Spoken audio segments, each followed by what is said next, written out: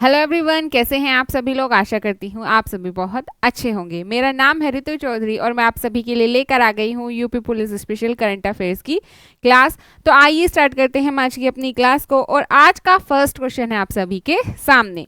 First question है, भारतीय नौसेना अकेडमी या जिसे आप INA भी कहते हैं, AG माला के नए कमांडेंट के रूप में किसने पदभार संभाला है।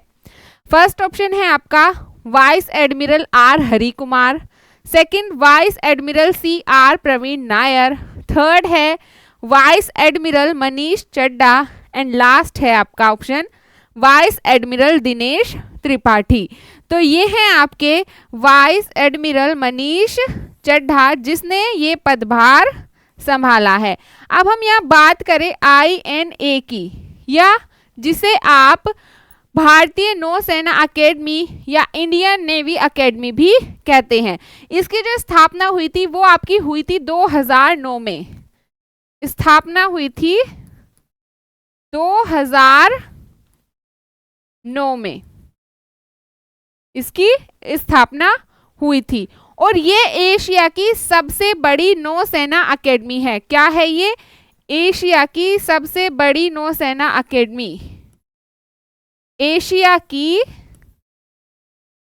सबसे बड़ी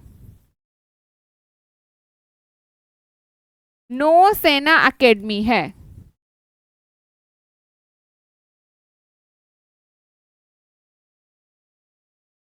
ठीक है, और ये कहाँ स्थित है? तो ये है आपके केरल के कन्नूर जिले के AG माला में स्थित।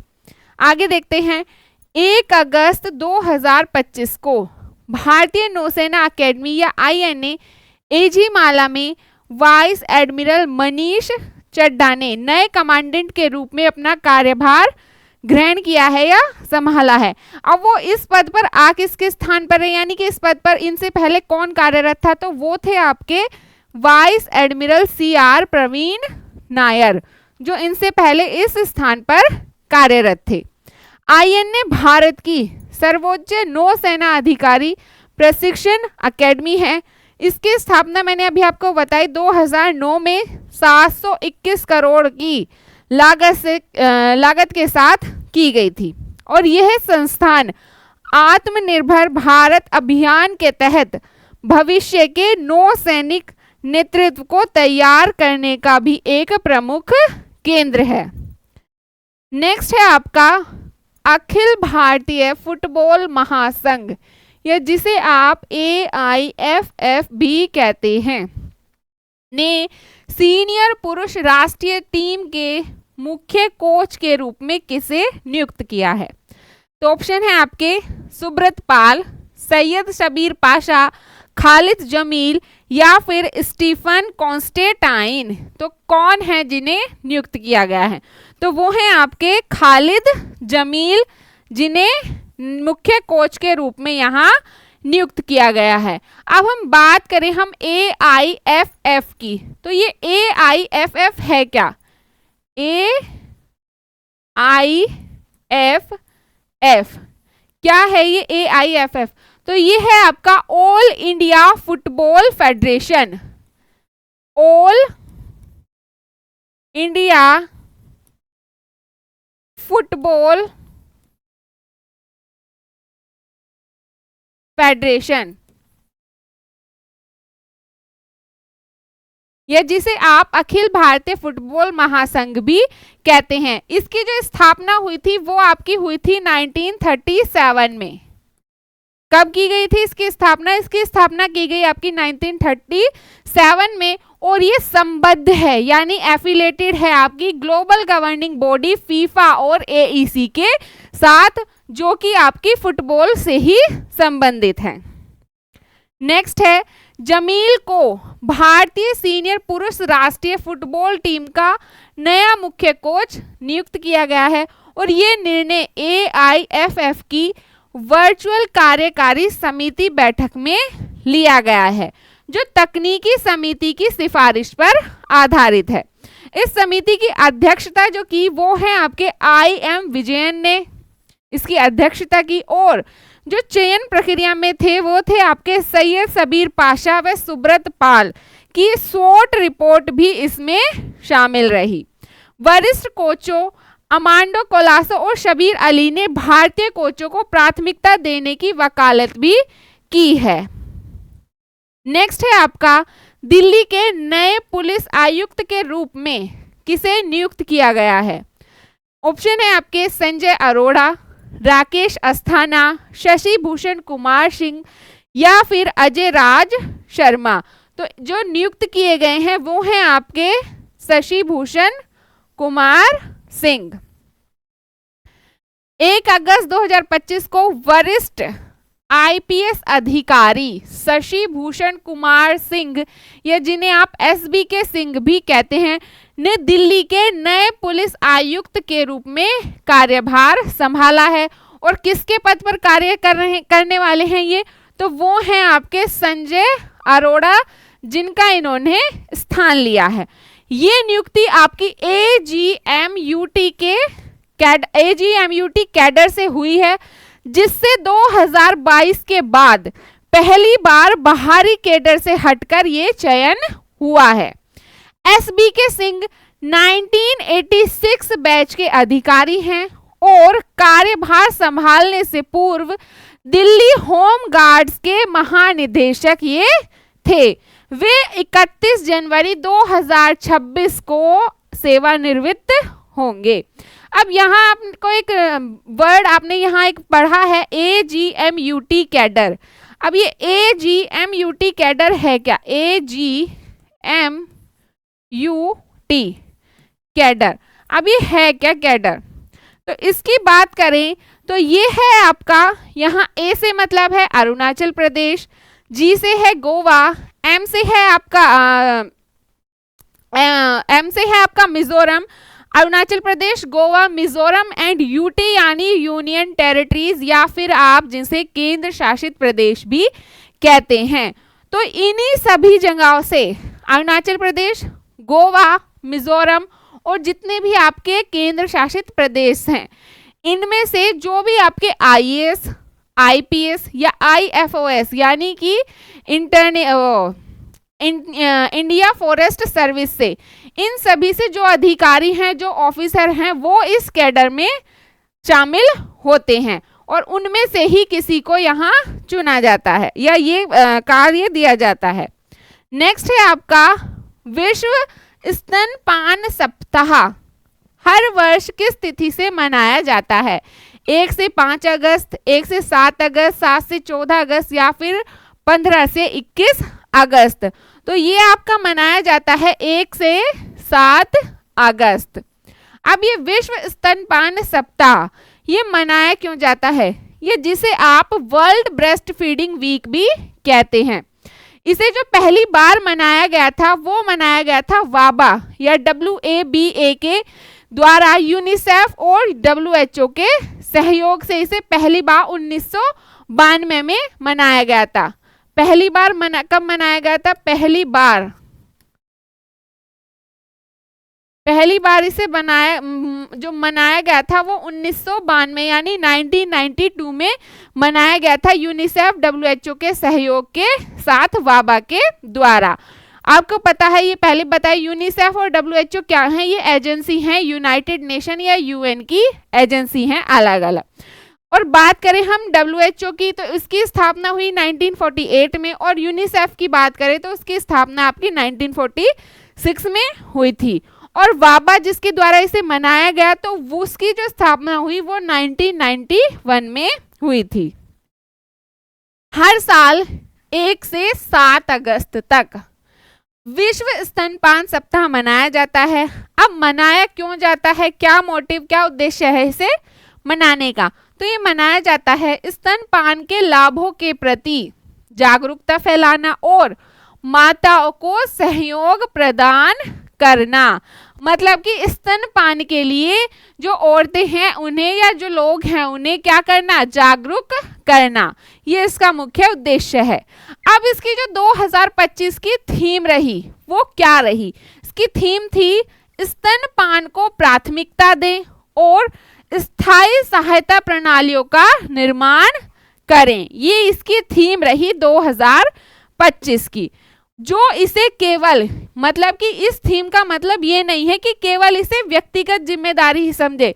इसका मतलब ये है कि व्यक्तिगत जिम्मेदारी के बजाय इसे सामाजिक, नीतिगत और संस्थागत प्राथमिकता के रूप में इस पर जोर दिया जाना चाहिए या इसको देखा जाना चाहिए।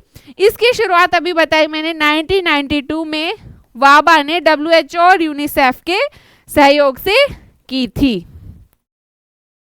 नेक्स्ट है आपका डीजीपी की नियुक्ति के लिए शुरू की गई एक एकल खिड़की प्रणाली किस वर्ष के सुप्रीम कोर्ट निर्णय पर आधारित है? 2002, 2006, 2010 या फिर 2015? तो ये आपकी आधारित है सुप्रीम कोर्ट के 2006 के निर्णय पर। क्या है ये? केंद्र सरकार ने सर्वोच्च न्यायालय के 2006 के प्रकाश सिंह बनाम भारत संघ फैसले के अनुपालन में डीजीपी नियुक्ति प्रक्रिया को पारदर्शी और संस्थागत बनाने के लिए एकल खिड़की प्रणाली को शुरू किया था। यह प्रणाली गृह मंत्रालय के द्वारा यूपीएससी के सहयोग से संचालित की जाएगी। मतलब कि यूपीएससी के सहयोग के द्वारा इसे चलाया जाएगा या शुरू किया जाएगा, जिसके अंतर्गत क्या होगा कि जो भी राज्य सरकारें होंगी वो यूपीएससी के द्वारा जो चिन्हित यानी कि जो चुने गए 3 शीर्ष अधिकारी होंगे, यानी कि जो टॉप 3 अधिकारी होंगे जो यूपीएससी के द्वारा चुने जाएंगे, उनमें से ही किसी एक को डीजीपी नियुक्त करना होगा।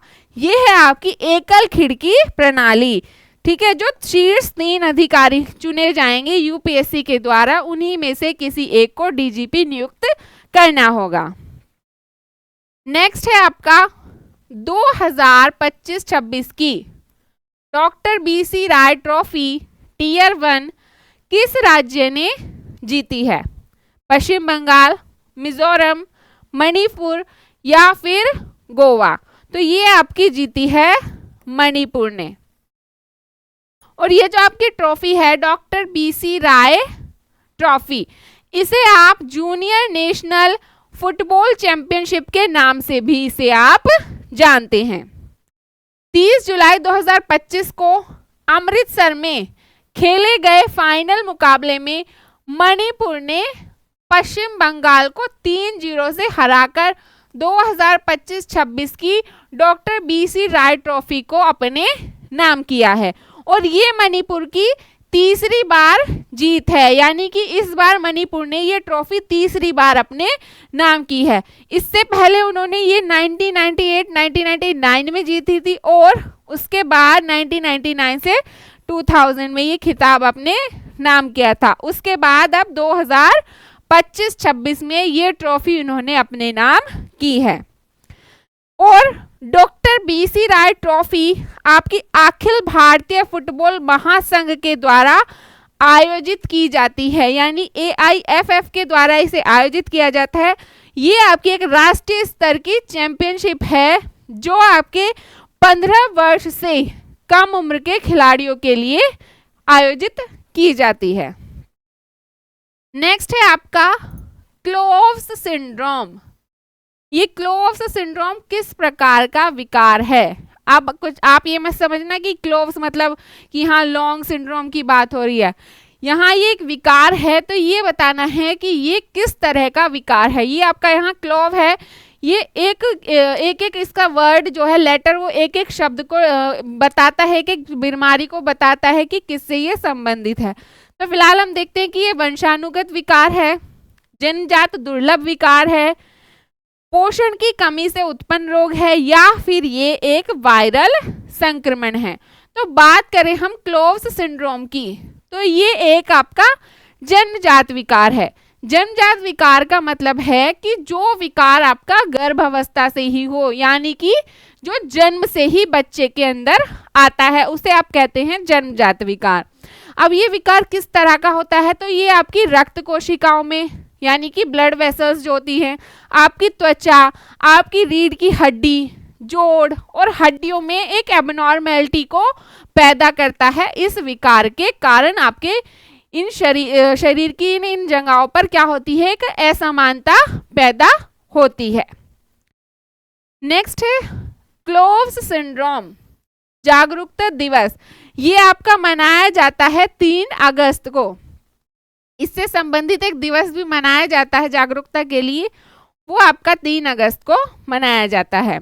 ये एक दुर्लभ विकार यानी क्लोव सिंड्रोम से पीड़ित लोगों के प्रति सहानुभूति, समर्थन और जागरूकता को बढ़ावा देने के लिए ये दिवस 3 अगस्त को मनाया जाता है। यह दिवस चिकित्सा अनुसंधान को प्रेरित करने, सामाजिक समावेशिता को बढ़ावा देने और परिवारों को मानसिक बल देने की दिशा में एक महत्वपूर्ण पहल है। क्लोव्स सिंड्रोम एक, अभी मैंने आपको बताया कि जन्मजात दुर्लभ विकार है जो कि आपका गर्भावस्था से ही होता है। ठीक है, यानी कि जो जन्म से ही बच्चा पेट में होता है तभी से ही ये विकार उसके अंदर आता है। नेक्स्ट है आपका भारतीय नौसेना का जहाज INS यानी हिमगिरी किस श्रेणी का युद्धपोत है? तलवार श्रेणी, शिवालिक श्रेणी, नीलगिरी श्रेणी या फिर लिएंडर श्रेणी। तो ये है आपका नीलगिरी श्रेणी का तीसरा युद्धपोत है। कौन सा है? नीलगिरी श्रेणी का तीसरा युद्धपोत ये है।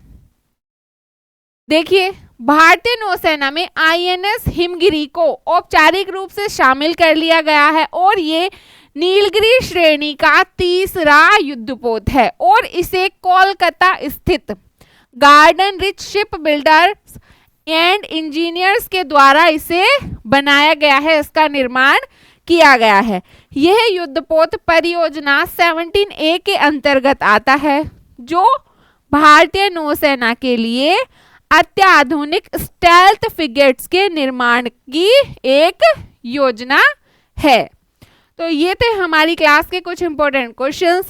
आपको क्लास कैसी लगी ये आप ज़रूर बताएं। क्लास को अपने दोस्तों के साथ अपने व्हाट्सएप ग्रुप में ज़रूर शेयर करें और अगर आपने अभी तक चैनल को सब्सक्राइब नहीं किया है तो जल्दी से चैनल सब्सक्राइब करें और साथ ही बेल आइकन भी प्रेस कर लें। आज के लिए इतना ही।